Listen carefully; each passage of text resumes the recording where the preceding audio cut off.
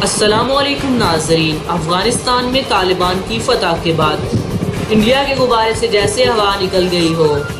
افغانستان میں طالبان کی فتح اور امریکہ کی شکست کے بعد امریکہ کے حواری ملک بھارت کے چھکے چھوٹ گئے ہیں۔ بھارتی میڈیا، بھارتی آرمی اور بھارتی حکومت تینوں بہت بڑی بھگلاہٹ کا شکار ہیں، اور پچھلے دنوں افغانستان کا وفد جو پاکستان آیا اور اس کے پاکستان میں بھرپور استقبال اور ان کے پاکستانی حکومت کے ساتھ مل کر کام کرنے کی پالیسی کی وجہ سے افغانستان کے طالبان کے اور پاکستانی ایجنسی ISI کے خوف کی وجہ سے بھارتی میڈیا اور نیوز رپورٹر بہت بوکھلاہٹ کا شکار ہیں۔ پچھلے دنوں جب ایک نیوز اینکر نے اپنے ٹی وی شو کے پروگرام میں بھارت کے ایک دفاعی تجزیہ نگار سے پوچھا کہ کابل میں افغانستان میں طالبان کی فتح اور افغانستان 20 سال میں امریکہ کی شکست کے بعد آپ کا اس بارے میں کیا کہنا ہے، تو وہ دفاعی تجزیہ نگار طالبان کی اور پاکستان کی ایجنسی ISI کی دہشت کی وجہ سے اس کے اوپر دورہ پڑ گیا۔ اس نے رونا شروع کر دیا اور کہا کہ اب بھارتی فوج کی خیر بھی نہیں ہے، اور اب پہاڑیوں میں اور افغانستان کی پہاڑیوں میں اور بارڈر پر ISI اور طالبان مل کر مشترکہ کارروائیوں میں بھارتی فوج اور راہ کے ایجنٹوں کا بالکل صفایا کر دیں گے۔ اور انہوں نے یہ بھی کہا ہے کہ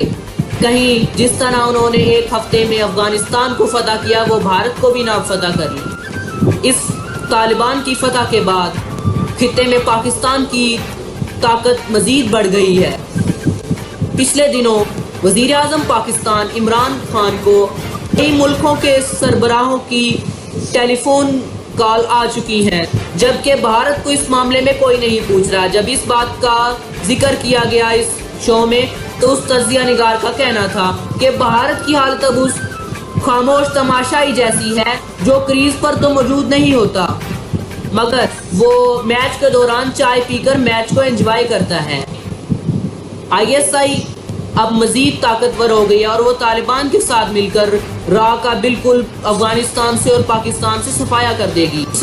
پچھلے دنوں طالبان کے ایک ترجمان نے بیان دیتے ہوئے کہا کہ اب افغانستان میں کالعدم تحریک طالبان پاکستان اور راہ کے لیے کوئی جگہ موجود نہیں ہے، اور طالبان اب افغانستان میں امن کے ساتھ رہیں گے اور کسی بھی غیر ملکی کو افغانستان میں دخل اندازی کرنے کی بالکل اجازت نہیں دیں گے۔ امریکہ کے مخالف ملک روس اور چین نے بھی پاکستان اور افغانستان کا ساتھ دینے کا اشارہ دے دیا، اور انہوں نے افغانستان کے ساتھ اپنے تجارتی تعلقات استوار کر لیے، اور باقی تمام ممالک کا سفارتی عملہ افغانستان سے انخلاء کے لیے کابل ایئرپورٹ پر موجود ہے، لیکن پاکستان، چین اور روس کے سفارت خانے اب بھی افغانستان میں اپنے کام سر انجام دے رہے ہیں۔ تینوں ممالک کے سفیر افغان طالبان سے ملاقاتیں کر رہے ہیں۔